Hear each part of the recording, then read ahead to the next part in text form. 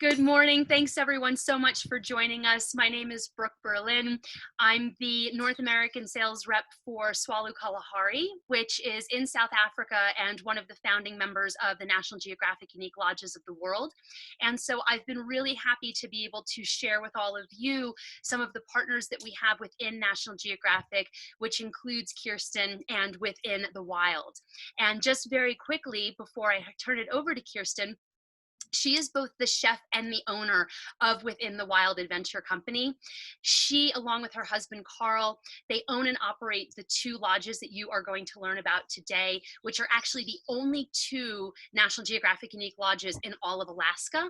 And also Condé Nast Traveler magazine has named Winterlake Lodge as one of the top 25 lodges in all of America. And as we were talking about with food, so Kirsten, she has a master's in gastronomy from the Cordon Bleu. She also has an MFA in creative writing. She attended Syracuse University, which is very near and dear to my heart because that's where I graduated from as well. Oh, I didn't know And that. she has Awesome. published, and actually is a journalist, so we share a lot in common between writing and our love of food. She has published many books. She's written many articles. She's got an incredibly long and very prestigious bio. And I'm actually going to include all of that in the follow-up so that you can see those cookbooks. You can learn about more of what it is that she's done, because the whole culinary experience at the lodges is so much a part of the conservation work that they're doing, also very much the community work that they're doing. So with that, I will be quiet and hand it over to Kirsten, and then see you all in a little bit. Okay, hi guys. Thanks so much for being here. It's about 10 o'clock in the morning in Alaska. It's a pretty beautiful day today. We're having a lovely July. I own, as Brooke said, two remote wilderness lodges. And so coming to Alaska often means getting on a cruise ship, and that isn't necessarily the heart and soul of Alaska. Or maybe taking a bus to a Denali. That's not really the heart and soul of Alaska. Coming into smaller properties, which is a more sustainable way to travel, certainly in these days, can offer the opportunity for your guests to really have customized service and intimate experience within the parts of Alaska that we particularly know.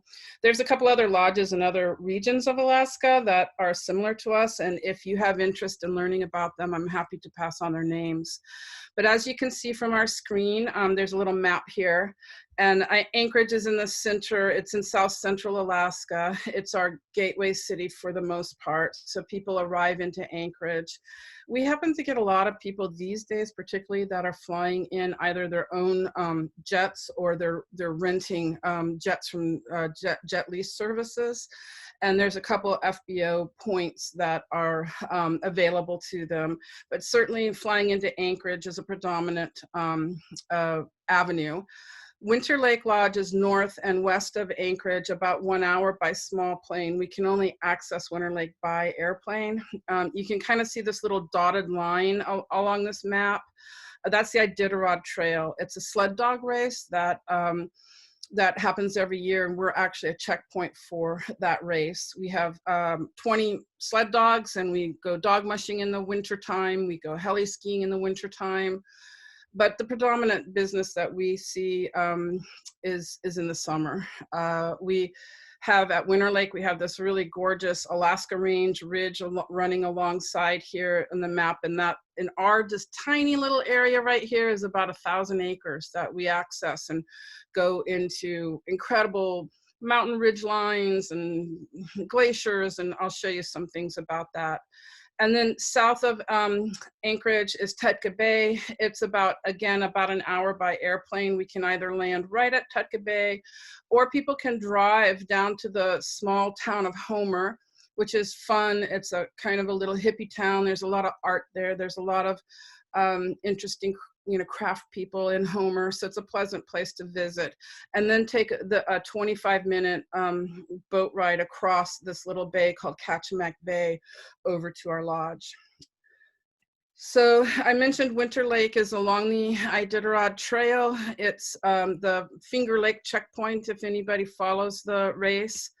And then this is a little bit more detailed area of the Alaska Range. So we have a helicopter at Winterlake, and we go in all into these really gorgeous glacier areas and mountaintops. I'll show you a couple images of those, but honestly, they're so stunning that we feel that they really change people's lives. So particularly now in this day and age with so much world worry, going to a top of a mountain and looking over vast wilderness can really heal us all. So it's one of the things that we embed into our packages and offer guests to go do while they're at Winterlake. And we certainly can see Mount Denali Mountain. We had a name change a couple years ago, and from Mount McKinley to Denali, and we're quite close to Denali. We're on the south side of Denali.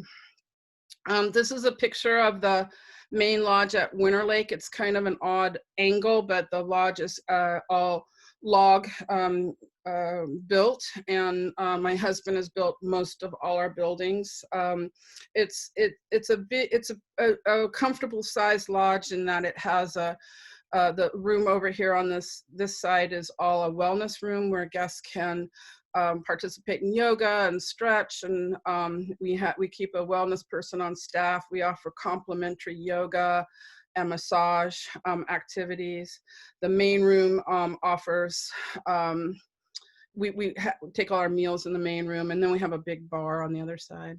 You can see this little white box here. This is a sort of a remnant. We used to collect weather for the National Weather Service, and we had a little contract. So in that box, it still has all the weather data of how we pass along weather to pilots. So this is just about, maybe 5 minutes away from the lodge by helicopter, and it's one of our active glaciers. We are near an active chain of volcanoes, which are quite interesting to go and look at. We go hiking at Winterlake.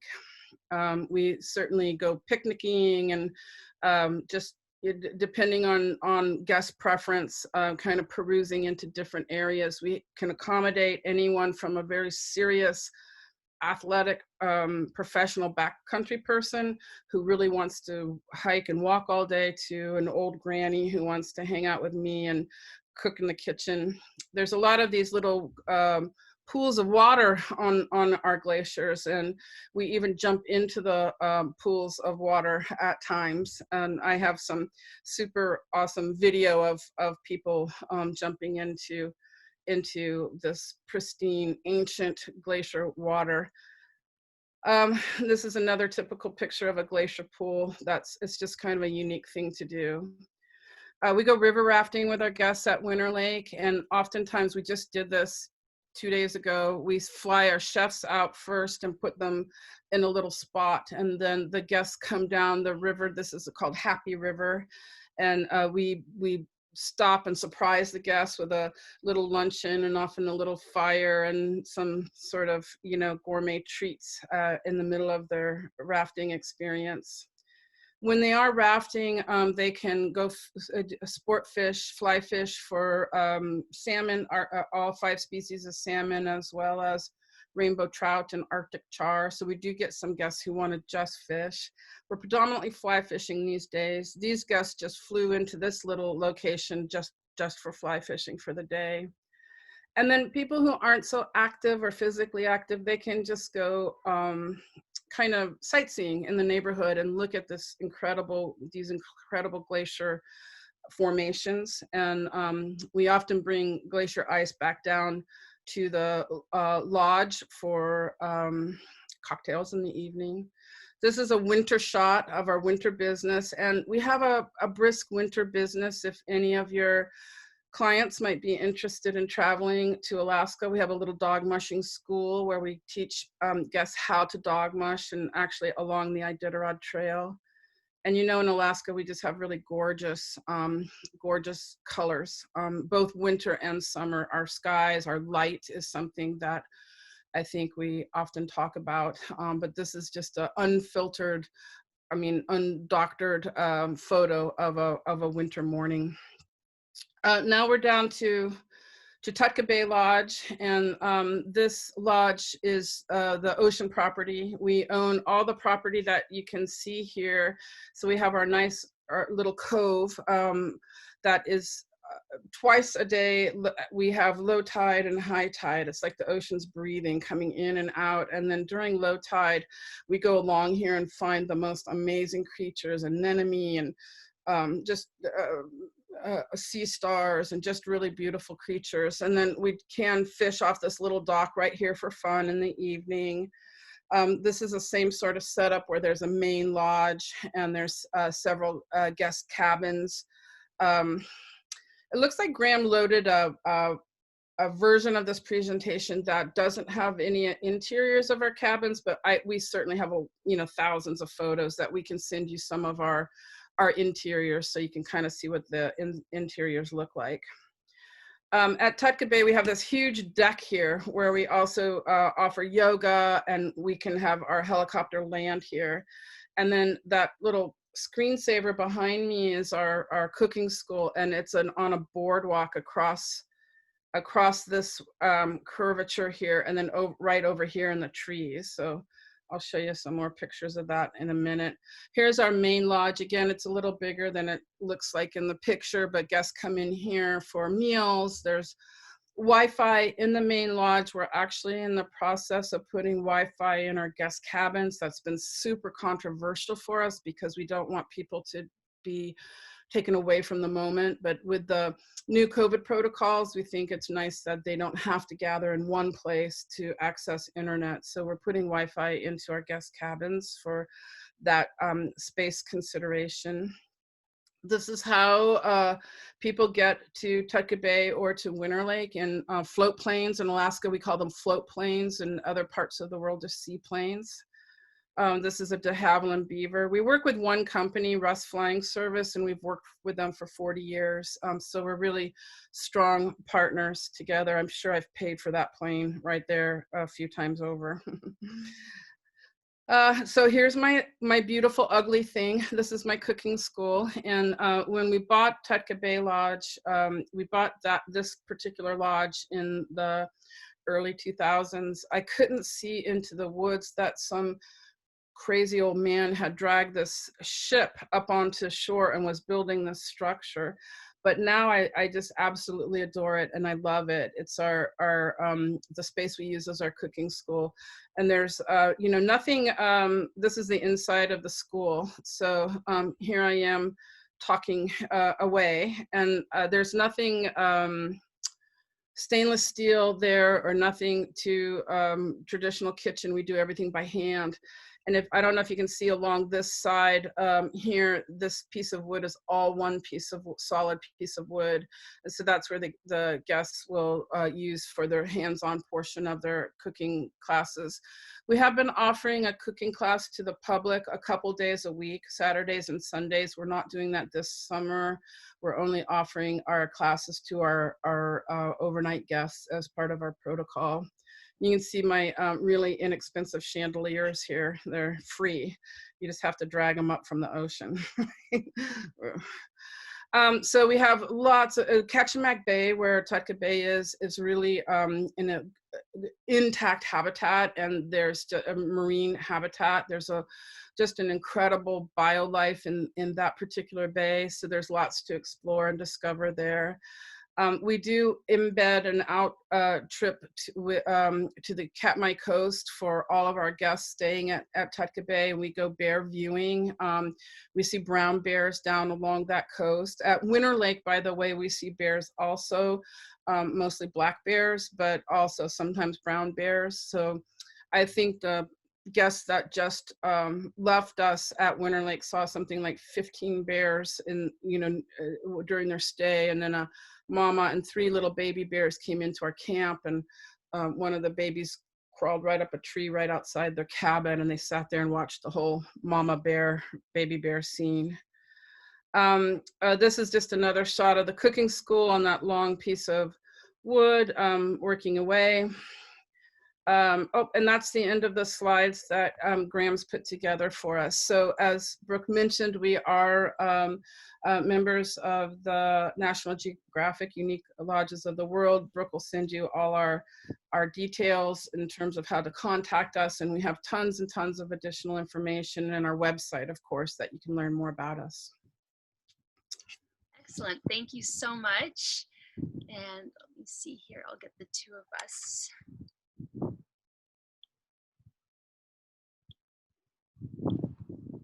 While some questions start trickling in, which will be great. All right. What is the best time of year to see the bears? So bears eat salmon, right? And salmon come back, return to Alaska, return to their natal streams, return to where they were hatched in based on temperature of the water. That's part of what they do. So salmon begin to return in Alaska maybe the third week of May in South Central Alaska, the part of Alaska I'm in. And remember, Alaska's so big, the Arctic is always the Arctic, right? And Southeast Alaska is kind of like Seattle North. So I'm in the middle. But in where I live, the salmon return, king salmon are first, and they typically return about the third week of May. So as the salmon begin to return, then so the bears are more actively feeding and fishing. I would say that really the peak of bear viewing would be the whole month of July and August. So June's a little early, it can be a little spotty, but July's a little bit more, everything's kind of unfurled and the bears are all out. Love it. And actually, Kirsten knows my husband, Johan, has actually been to Alaska twice, once to summit Denali and then the other time to see the bears. And some of my absolute favorite photos of his were on that experience where he went up there to go and specifically see bears. It's just an amazing experience. Can you speak about your seasons? Are both lodges open year round, and are both lodges open now? Mm-hmm. So our seasons are summer and winter, and that's sort of true for, you know, any business in Alaska. I mean, fall is like a day or 2 days, and then we're into winter. It's really quick. And spring is very brief also. We call springtime breakup when the ice breaks up, and fall freeze up when the ice freezes. And so we switch those airplanes from floats to skis and can land. Winterlake Lodge is open essentially year-round except those 2 corridors when we can't fly in.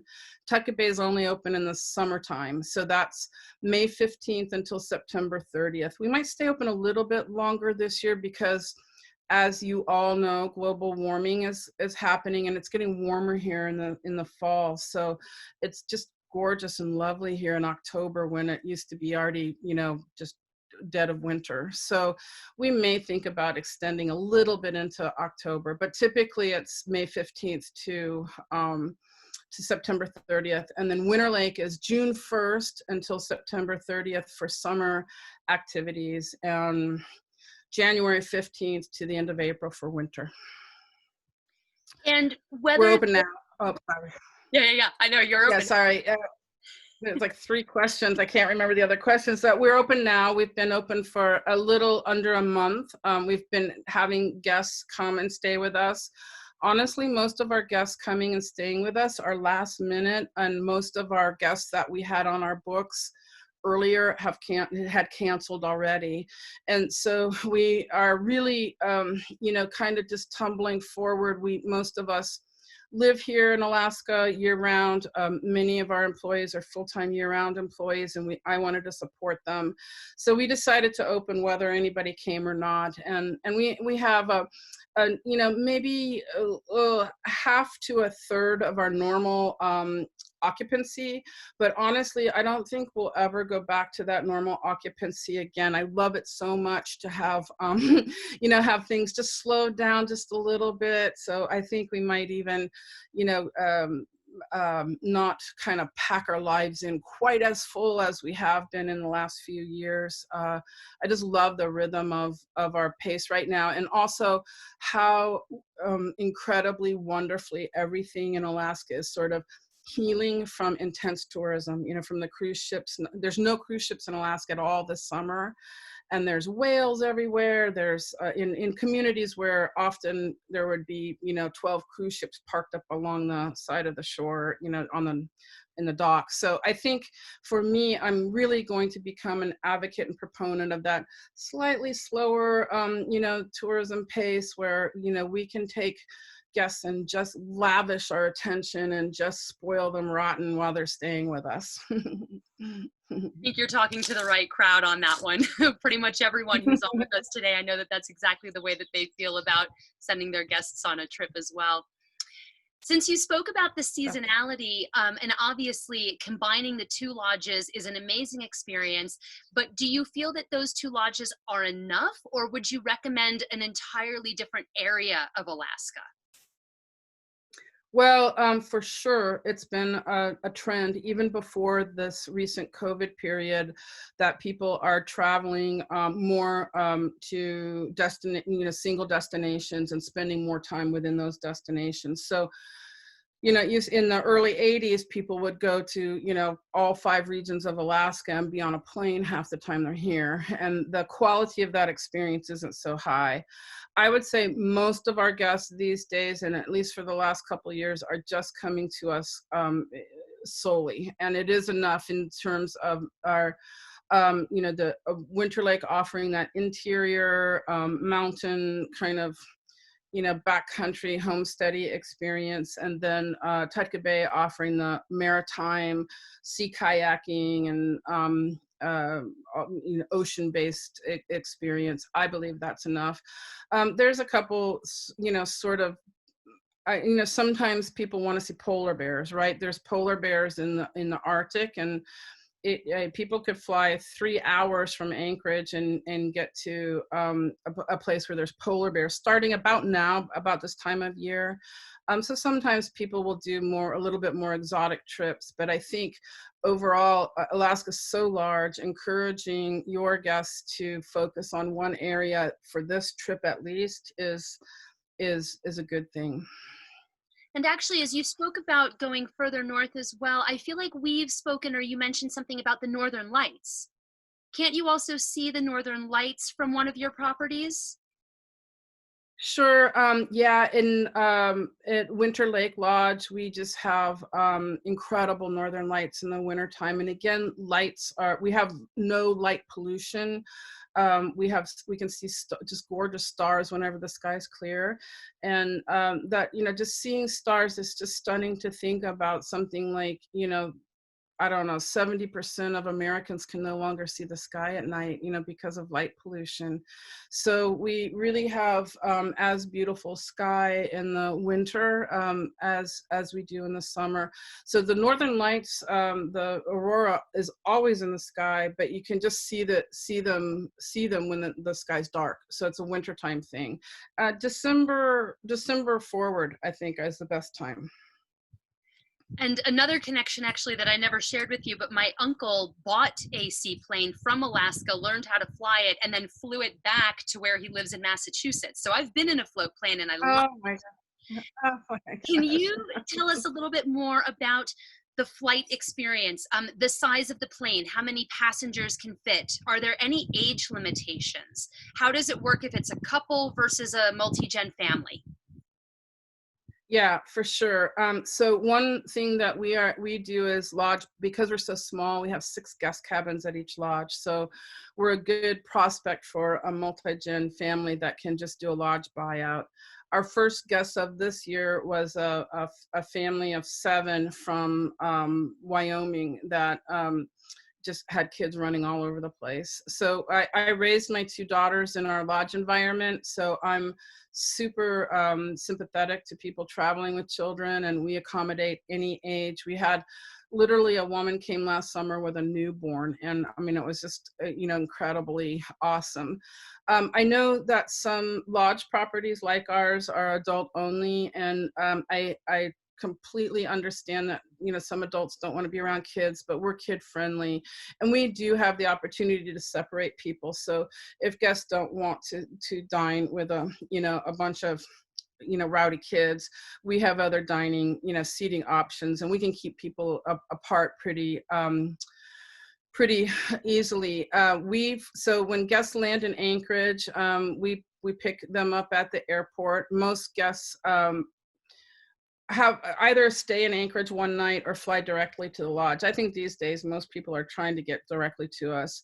And then we take them to Lake Hood, which is the seaplane base in Anchorage, and they fly in an aircraft that is for their group only. So we're not mixing any groups. Right now, we're doing everything private. We arrange those planes. We have the opportunity to use Cessna 206s, which basically seat 4 people, de Havilland Beavers, which is 6, and a de Havilland Otter, which is 10. So we have a lot of varying configurations. And then of course we have the helicopter, but it doesn't hold a lot of luggage. So that's not typically something somebody would want to fly from Anchorage. And then for those people who want to drive down to Tutka Bay, we can arrange a driver and a car, or we can arrange a car rental. But I think most people prefer to fly directly there versus that.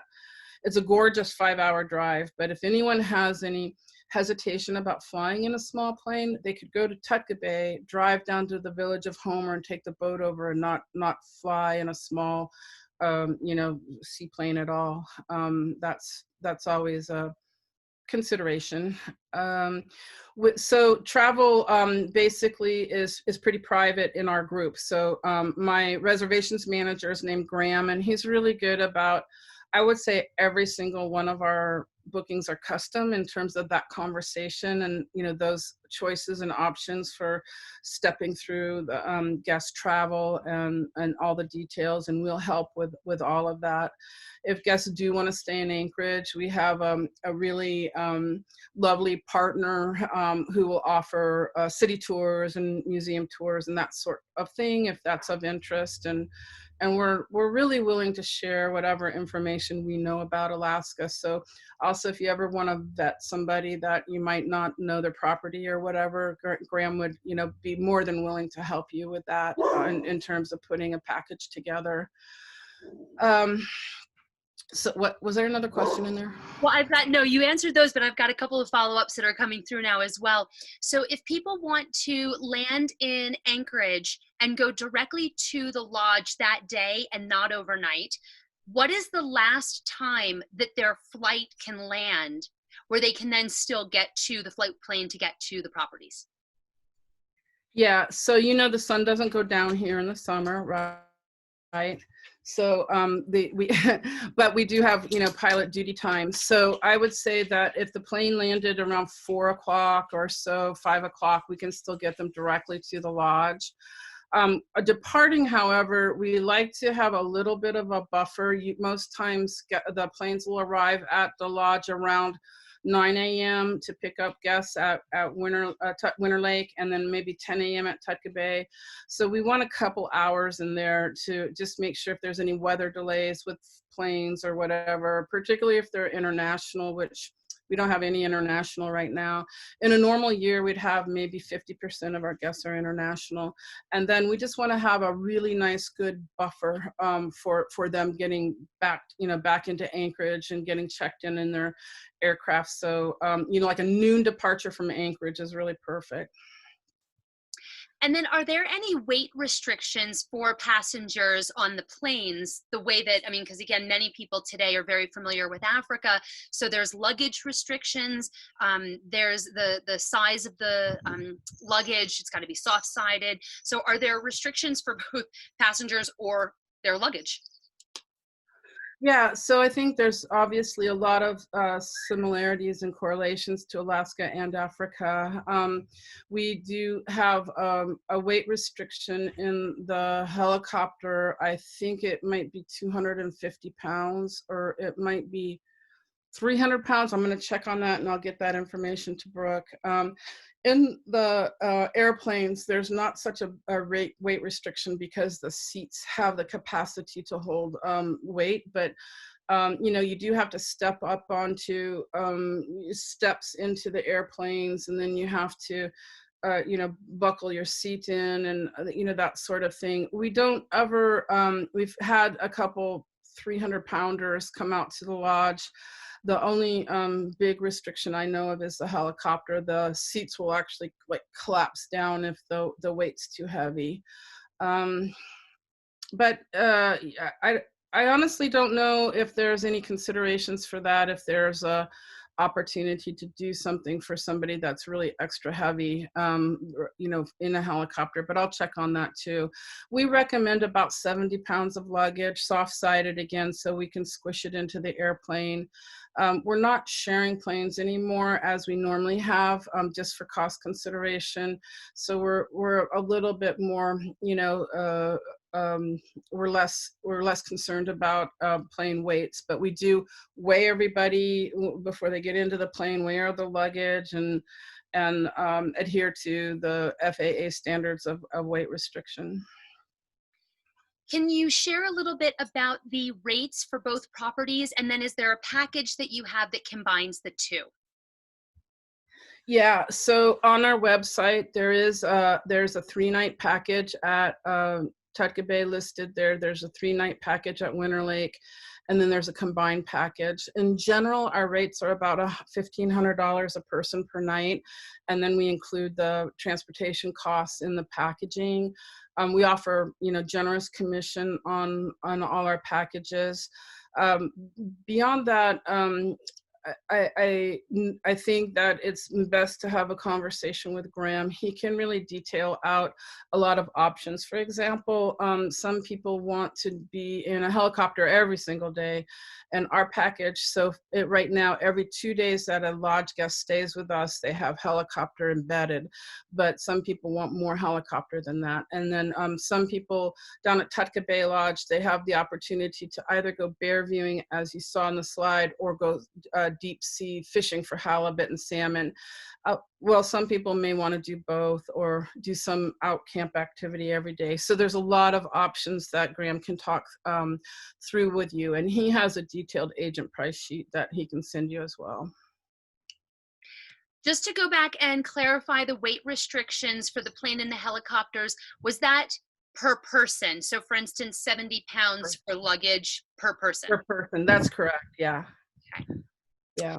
And we do have we do have at the air taxi, we do have a building there, our own building where we can store luggage. So if a guest is on a large journey, and this applied often during kind of the cruise ship era, we can store additional luggage in our shed at locked and secured in Anchorage, and then they don't have to lug it with them to the lodges. You and I have also spoken a couple of times about just the culture of Alaska, of the First Nations people, of indigenous cultures. Can you share a little bit more of the culture and the interaction that guests might be able to have? Well, we had a Russian guest recently who was having a birthday, and he really wanted, this was at Tutka Bay, he really wanted to have native singers there. So in Alaska, in general, the native people are either Indians or Eskimos, and Eskimos kind of becoming an derogatory term now, and we're seeing Inupiaq more, and then the Indian groups also are sort of changing their name a little bit now. Near Tutka Bay, that's an area where there was a lot of Russian, enslavement in the 1700s, and the natives there were called Alutiiq. And now they're changing their name to Sukpiaq. So it's really a fascinating sort of rebirth of cultural history for natives. And of course, Alaska's history isn't extensive, but it's really incredibly fascinating and detailed. At Tutka Bay Lodge, we have 3 archaeologic sites on our property, sort of out by that cove that you saw. There's a 1,000-year-old hearth. And so think back 1,000 years ago, what the world was doing, and somebody was there on, near my big deck, cooking something or whatever, chopping so I'm really trying to find a team that can help me sort of discover what peoples were there 1,000 years ago. Where Tutka Bay was a big trading center, and a lot of natives came together to trade their products from the north and from the south. And the natives that are near Winterlake are called Denina natives, and they would travel down with, maybe meat and interior things, and then the Alutiiks would have fish and other products to trade. So there's some question about who may have used this hearth over the hearth's lifetime. And there's 2 middens on our property where we can find old, whale bones and, just kind of the trash of the day, which is so fascinating. We have a couple really incredible museums. One museum in Anchorage is one whole floor is donated by the Smithsonian, that have brought back native artifacts to Alaska, to return to native artifacts to Alaska. And then it's just incredible to see the different native groups.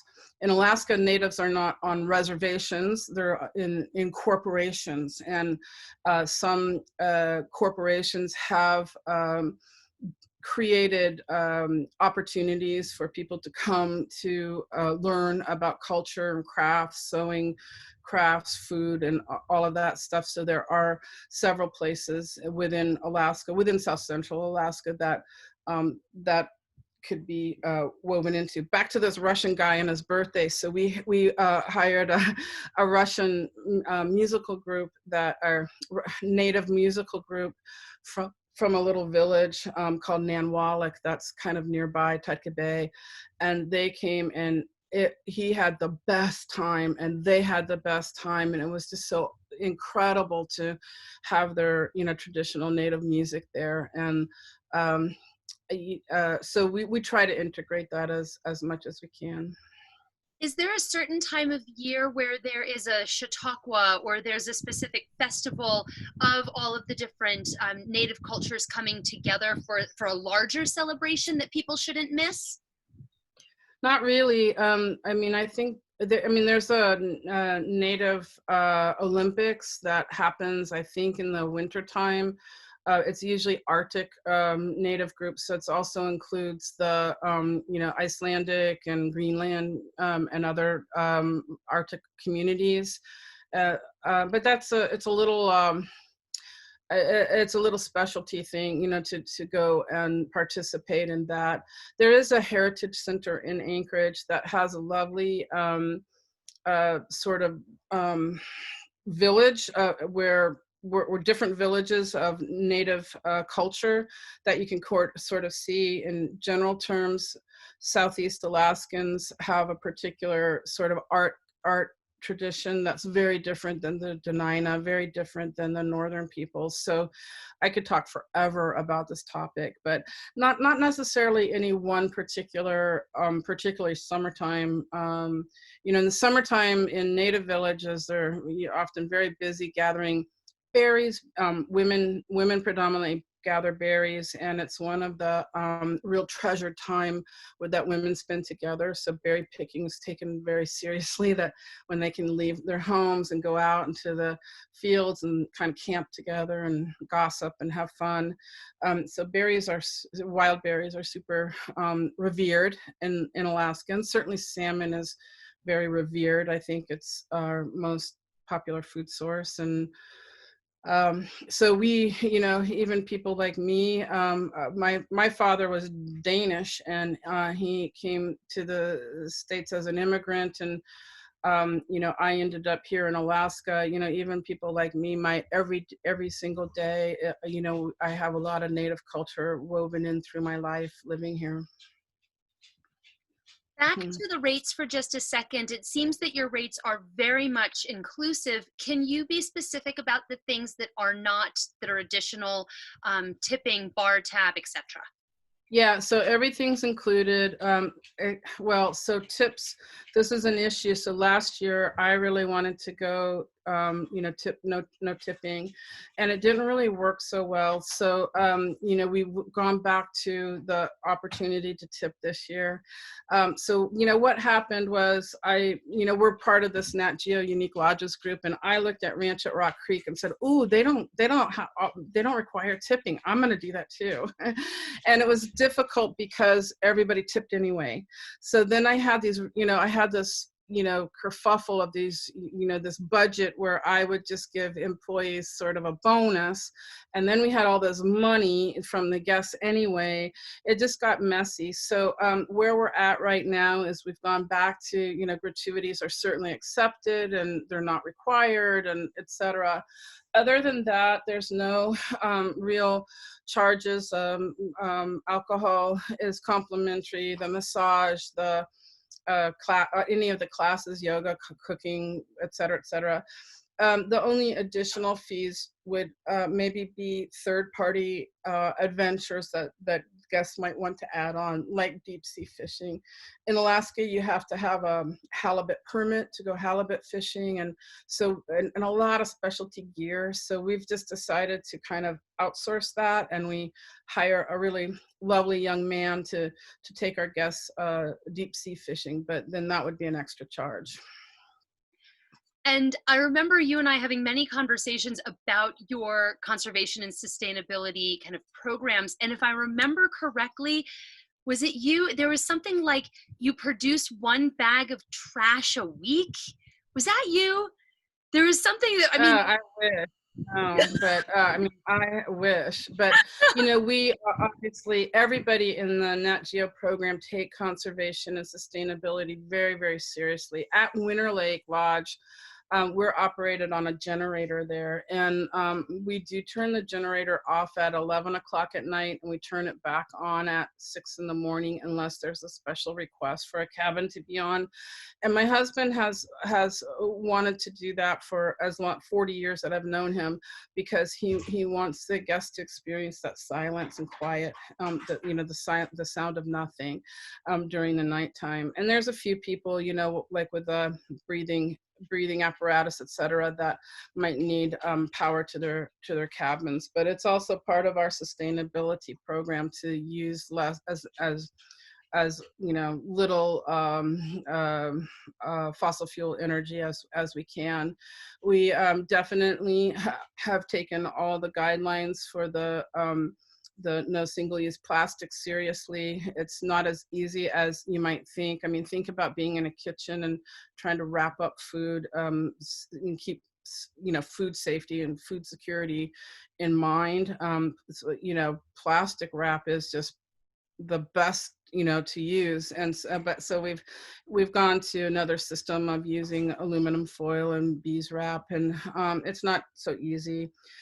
We do recycle all our food waste to a farm that uses it for compost.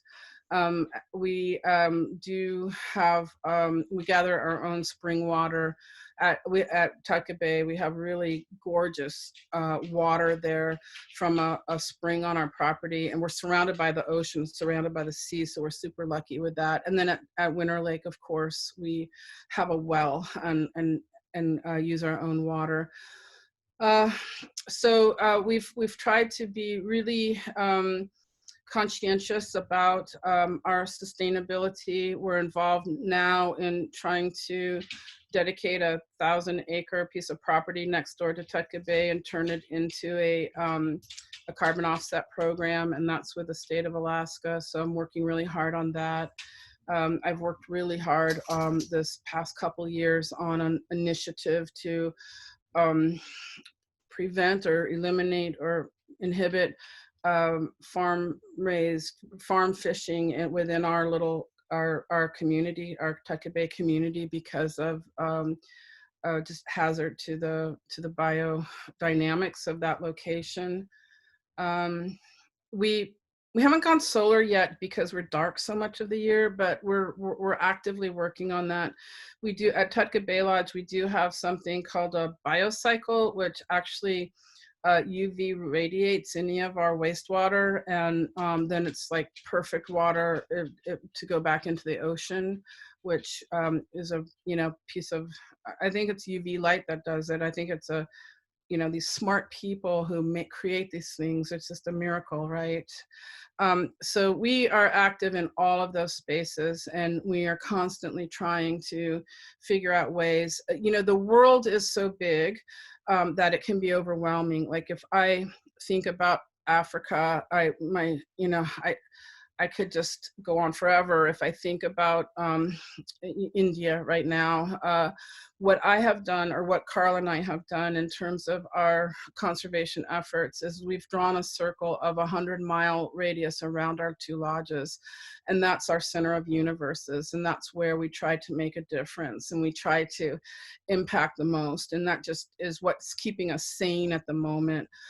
My daughter Mandy is a chef, and we went to Brooke has probably spent a lot of time in Morocco too, but we went to Morocco for many years, and the State Department invited us to be culinary ambassadors there. We spent a month cooking and teaching in Morocco. We brought back a young Moroccan boy to live with us for a year until his visa ran out, and um, he was a aspiring chef, and we were involved with the girls Let Girls Learn program with Michelle Obama. And in Morocco, girls are not often allowed to go to school, and so you can just get pulled in so many directions. That this like 100-mile radius thing has helped me kind of keep my sanity right now, and it certainly keeps us busy. Yeah, that gets to that bio that you sent me that is quite distinguished, especially with all of the places that you've traveled and cooked and taught and learned all around the world. It's just incredible. Well, as of right now, we don't have any more questions. I can give it just another minute in case something pops up for anyone. But if not, I would just really like to thank everyone for their time today and spending a little bit of time with Kirsten and I and learning about Alaska. And Kirsten, for yourself, for giving me, your time and sharing your passion and all of the knowledge and experience that you have with Alaska. It's just so inspiring. Thank you, everybody. And, I sent my employees a little email this morning, and I said, when we go into the natural world, we heal ourselves. And when we take others into the natural world, then we can heal humanity. So we're really, really honored and blessed to be able to take visitors, take our guests to these places that we want to share with them. And we'll take deep good care of your clients. I love it. Thank you so much, Kirsten, and thank you everyone as well for joining us.